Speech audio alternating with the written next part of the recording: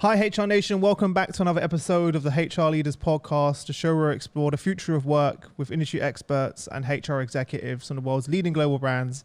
Today we're joined by Sandrine Bossard, Chief People Officer at Believe. Welcome to the show, how are you? Thank you, Chris. I'm very fine. I'm very happy to be here with you and to have a chance to discuss on HR matters. So thank you for inviting me. Amazing. Before we jump in, tell everyone a little bit more about yourself personally and your journey to where we are now. I'm working in HR since more than 20 years now, mainly in data and tech companies. So when I joined Believe 2 years and a half ago now, my main goal was to design the HR organization just to and help and support the growth of Believe. So the main thing was to set up all the HR organization to support Believe. So it's still a great journey, still a lot of things to do, but we have, I think we have done as a team some great things together. Fantastic. Tell everyone a bit more about the company if they're not aware of Believe. So Believe is one of the leader in the music industry, and we are supporting artists and label in their growth at each stage of their career. So the goal of Believe is to to take care of artists and labels when they begin through different type of services. We have some automatic platforms such as TuneCore, and we are also able to provide some strong digital and data expertise to our artists to help them to increase their audience. So it's a French company, and I would say that we were born in 15 years ago. And we have done a great IP a few months now. So it's a new step in the career of Believe. What was it that attracted you to join the business? I would say a few things. Firstly, music and tech. To be honest, I love music, of course, like everyone, but I was not very familiar in this type of industry, so it was for me a new challenge. And secondly, what was very interesting, it was that I had to design everything, so it's like a white card. And so when Denis and Xavier, who are leading the company, told me, okay, we believe in HR. HR is key. We have two arts, our artists and our people, and we would like you to design everything to support our talent, to recruit the best talents on the market. I was just like, wow, it's amazing, and I definitely want to be part of it. And so I say, yes, of course, I want to join, and I want to take that challenge, and I hope that I will be successful on it. So it was just an amazing story, an amazing job to do, and also honestly, I think I was definitely very interested in building and designing everything from scratch almost. So it was the most interested thing for me. Many HR leaders I speak to kind of relish that opportunity. It's very rare that you get the opportunity Yeah, to come in and build something from the ground upwards without the red tape, without the yeah. politics, without everything, right? That's in the way. But it's not easy. So let's just make sure people realize that part, right? It's difficult. What was the biggest challenge that you faced when building and scaling the HR function? I think to be honest, it's not hard to do. It's just that it's taking a bit of time if you want to do everything. I think the other thing is when you have to design everything in a short period of time, you have to work in an agile mode. So it means that you have to try and fail and accept that everything will not be perfect at the first shot. So it's really a test and learn methodology. And when you are HR, initially you want that everything is perfect and everything's running smoothly. And but when you are working in a scaling company, you don't have time for that. So so you have to do everything. So you have to set up an ATS, you have to set up a career review, you have to set up a salary review processes, you have to digitalize everything into months. So it means that you have to do everything at the same time and say, okay, let's try, accept to fail, accept to rework again. And at the end of the day, everything will be set up. So it's you have to accept uncertainty. You have to accept to work very quickly. You have to accept that everything will not be perfect. But when you are successful and when you have people who come and say, "Wow, it's amazing what you are doing for us," I think that's the best reward. For me, it's like a marathon. It's you have some doubt sometimes, and sometimes you have the adrenaline, which is coming and push you to do out to be outside of your limits. So it's yeah, I love it. I think it's.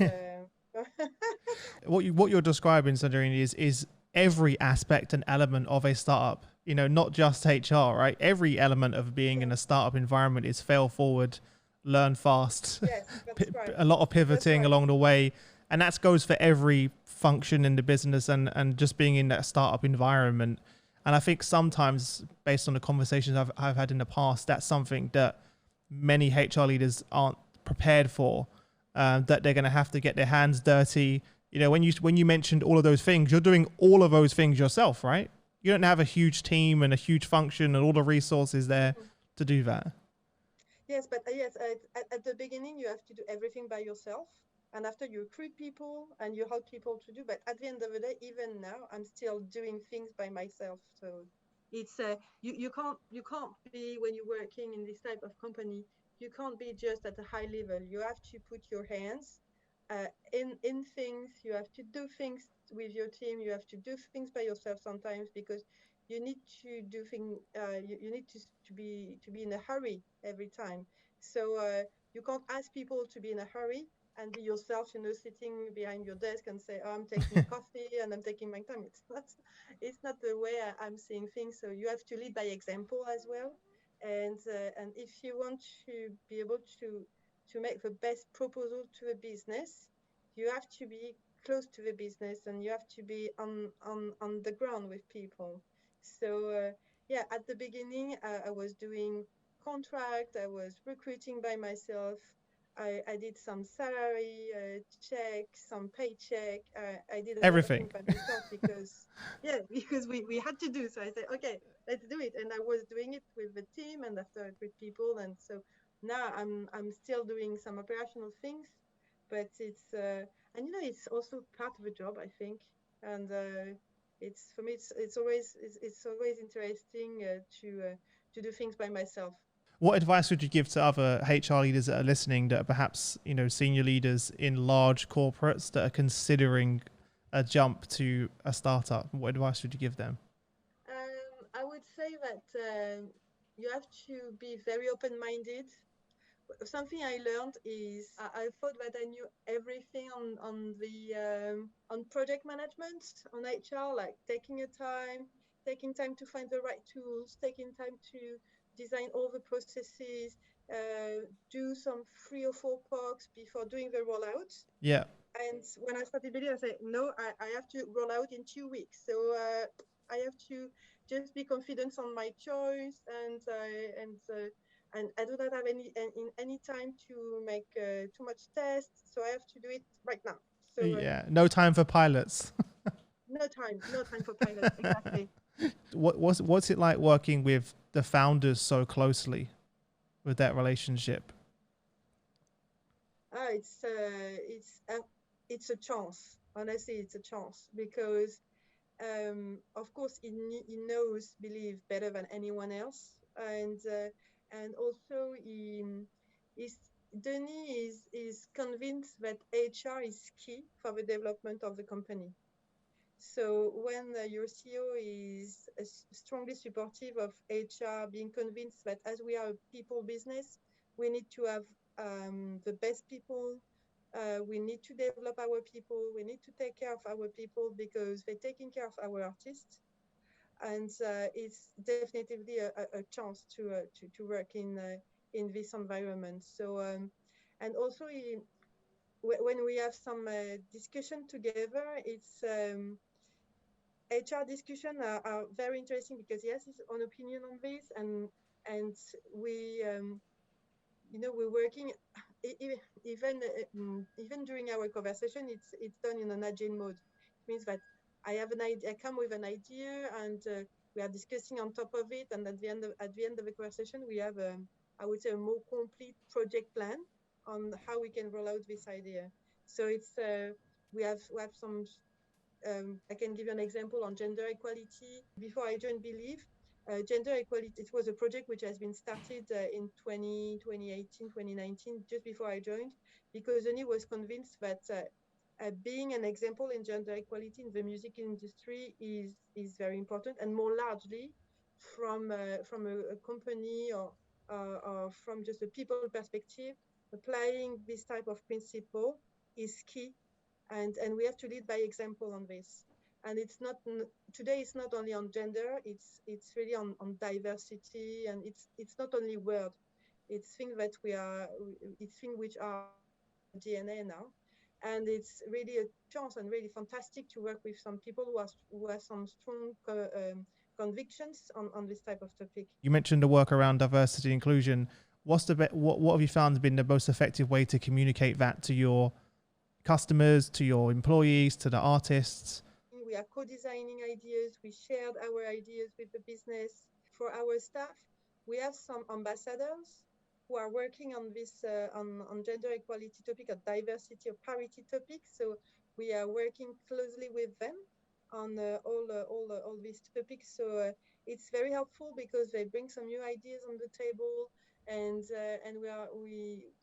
we are ensuring that the rollout is done properly, because they are key members of our communication plan. And externally, it's with our artists. I think they can see how who we are, because they are very close to our teams. So and we are doing some external communication on gender equality as well, and it can be also a topic which is important for some of our artists. So it's more global, some global message we are delivering to both our people and our artists on this. Mm-hmm. But ambassadors are playing a key role. When we started 2 years ago, we started the ambassador community 2 years ago, we have had. I remember that last time I was with the person in my team who is leading engagement. I was with Audrey, and we were in our former office in Paris, and we were in a very small office, and we were with 2 employees discussing on how ambassador can play a key role on gender equality and on environment topic. And now we have 90 ambassadors in I think they are in 10 or 15 different countries. So it's wow, Came it's to just a life. great success. Yes, it's and now everyone is taking that topic, delivering the right message to their staff, to their colleagues in their country. They are working all together. It's they signed a charter when they joined the ambassador community to respect their commitment on that. So it's definitely a great success. Yeah. How do you identify those ambassadors? It's we are just doing a lot of communication on saying, okay, if you want to be part of all the programs around diversity, inclusion, gender equality, environment, you have 2 different groups, and we are doing some internal communications on this. Okay. And also ambassadors are talking to people, and they coming. And when we have new people, new joiners, also during the onboarding program, they have this information, and we are explaining to them the ambassador program. Oh, that's great. So they can see that. Yeah. I think that's really important now more than ever when people are looking at who they're going to work for. It needs to link with their why, their purpose. Yeah. So including that in the onboarding and understanding this is more than just a job as well. And we have these other opportunities for you to get involved in. Yeah, that's exactly the point. It's the why and the culture. I believe is very important, and we have designed our culture around four driving forces. It's not only values for us, it's really driving forces, Yeah, drivers values become too behind the wishy-washy. points. Yeah, so I get it. So what are those four things? It's expertise, because Yep. we have the best, you know, expertise, transparency, and transparency is very important to explain everything to people, to be very transparent on who we are, what are we doing. It's respect. Respect also is very important, because it's what we are saying. Respect people in their diversity, in their equality, in their development, being transparent with our people. Everything is very important for us. So it's and what I wanted when we have designed these driving forces, I, I I did not want to have just these words on the wall, and most of the time you can see just amazing words on the wall, and at the end of the day, when you are working, nothing happens to you. So what I ask to people is really these driving forces have to be in your day-to-day job, in your performance review, in your development, in your relationship with your colleagues, in anything. And each time we are doing something, we are using our driving forces. We are implementing our driving forces. It's really part of our day to day. That's great, and it kind of helps, especially when you have uncertainty, to have that foundation for decision Yeah, making. To look at those yeah, those four driving forces and say, is this decision or project or whatever it may be, this technology even, aligned with those four driving forces? And if the answer is no, you have a very clear decision to yeah, make. yeah. That's exactly what you mean. And during the COVID time, also, it has been an awful period for our staff, and I think, of course, for everyone. And I think it helps also, and it has been a good way for our people to check that we are applying our commitments. So being transparent, respectful, taking care of them, provide them some well-being initiatives, try to find some the best proposal for our people who were suffering because they were sick, or because their relatives were sick, or because they had any other type of trouble. Um, so for us, it has been key to apply our driving forces during this period of time as well. What is the current situation at the moment? Are you operating in a hybrid model? What is the Yeah.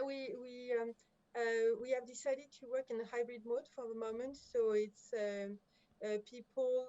So in France, but more globally, people are coming at the office 3 days per week. So it's what we have proposed, and for the moment, so we have done that setup in France in September. In some other country, it would be for some of those in from October. So it's really depending on how the of country course, is depending on where the doing. country is Yeah. and situation. But but for France, for example, so since September, since the beginning of September, we are working 2 days from home for people who want to work for 2 days from home, because we have some people who wanted to come back 5 days at the office. So we are fine. You can come 5 days if you want to. And for people who are living outside of Paris, they come only 2 days per week. So it's a good compromise. And what we have decided is to do a review at the end of the year to check if we are going to make some improvements or not. And so we made some few arrangement for our people. For example, when you are living outside of Paris, you can, for example, come 8 days per month and spend the rest of time at home. So we try to be flexible, just to find the right balance, the perfect balance for everyone. And yeah, for the moment, it seems that it's working well. So I'm pretty optimistic. Hybrid mode is for us the perfect mode. The full remote mode is not relevant for our business, because we need people to meet artists. to go in a show, so Yeah, I get it. it's not relevant for us. Yeah. Yeah, but it still is a huge element of trust there. And you mentioned 3 days in a week if you're based in Paris, two from home, right? And if you're further outside, they can kind of choose when they work those 8 days during the month. So I feel like that's going to cater to pretty much to everyone. You will have some cases, and everyone will, but I'm sure they can have those conversations with their line managers. Over the last 18 months, sort of the technology space around learning is exploded because everyone's gone remote, and now every company's had to fast track their digital transformation, and we're seeing LXPs and LMSs, etc., popping up all over the place. Have you already committed to something? What does your current sort of technology stack look like? Not yet, to be honest. For the moment, I'm just looking at what is happening in the market because, as you said, there are a lot of different things. So I have not taken any decision on this yet. So it's something I have to work on. So what are you using at the moment that's working for you? For the moment, we are mainly using LinkedIn Learning for an external provider, and we are doing a lot of content design also by ourselves. Oh, really? Because yes, we need some specific. For the music industry, there is nothing on the market yet, so we have to design a lot of learning modules for our music people. For tech, you can find a lot of things on the market, so that's fine. We can purchase something, but for the music, we are doing a lot of content design. Nice. And also for some specific development in management, for example, we are doing also some things for CSR and some other things. But yeah, so for the moment, it's a mix between external providers and making our own design. Yeah, does that sit within your team then? Have you hired someone in your team to create that content? Yes, I've got someone in my team who is doing that. Wow. Okay. So that's quite a unique set of skills there. In terms of the video editing and everything, they all doing all of those things as well, or are you outsourcing that part? It depends. They can do some videos by themselves as well, and it's depending. It depends if it's very complex or not. Of course. But no, they can do a lot of things by themselves, and I think it gives you a lot of flexibility also when you want to design some specific contents, because when you have resources internally, it's always easier. Yeah, it's interesting because we're seeing this blend of HR and marketing getting closer and closer together, right? Especially, especially as we're trying to attract talent through online avenues such as social media and Glassdoor and everything else. That I'm seeing the skills required within a HR team shift. Are you seeing that? Yes, and I would say that more largely, I would say that data. I think HR data will be really one the most important thing in the next coming months and years. For the other, I think that what I say, for example, to the team, to the talent acquisition team, is that we should work on checking if TikTok could be a good provider in helping us to recruit some people, not all of them, but maybe more in the music area, or maybe also in the definitely tech area. Yeah, that's a no-brainer, to be honest. That's the answer to that is yes. Definitely use TikTok, especially within the music industry, to attract talent. Yes. So we have to work on this. So I think what we are going to do more and more is using more marketing methodology in HR, using more data and data scientist skills or data scientist role in HR as well. To help the business and to help us to take some decision. So, but yes, it's social media and also intelligence, artificial, or also all this type of technology will help us definitely to. I think our role will shift, in the next coming years. Before I let you go, I want to jump into our quick fire round. So I'm going to ask you 5 questions, and you have no longer than 30 seconds to give us some amazing answers. Are you ready? Okay. Yeah, I am. What was the number one thing that was holding you back from becoming a senior HR executive? Be sure that you are always proposing the best thing for people and the business. Ensure that you have always the best added value answer. I think yes. Yeah, The best. fantastic. Yeah. What's the best piece of business advice that you've been given or that you've received from your peers? I would say always do your best and always do your best. Yeah. Fantastic. What about some books? Like, what are sort of your go-to books in this space? Or it doesn't have to be HR. It's more. I would recommend Harvard Business Review because it's really a review I'm reading a lot, and it gives you some great tips and good overview on a lot of different topics. So Harvard Business Review, that would be my recommendation. It's always a good go-to, right? As well. What about networking? Kind of what's the best way you typically connect to reach out to colleagues? So before COVID, I would say it was easier, but now it's more in attending some HR summit or HR discussion on some topics. So that's for me the best way to do some network, or through also some HR providers we have. I've got the opportunity to meet some other HR to discuss on the tools and topics. So it's something I think I should do more.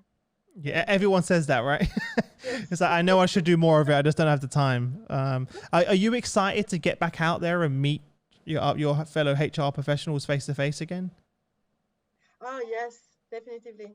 I think I would be very keen on having this type of event again. For me, really before COVID, it was I was trying to do it once every quarter, and it's always good to meet your counterpart and your colleagues in this type of event, to share your best practice, to share your challenges. It's for me, it's something I'm missing so much. Last question.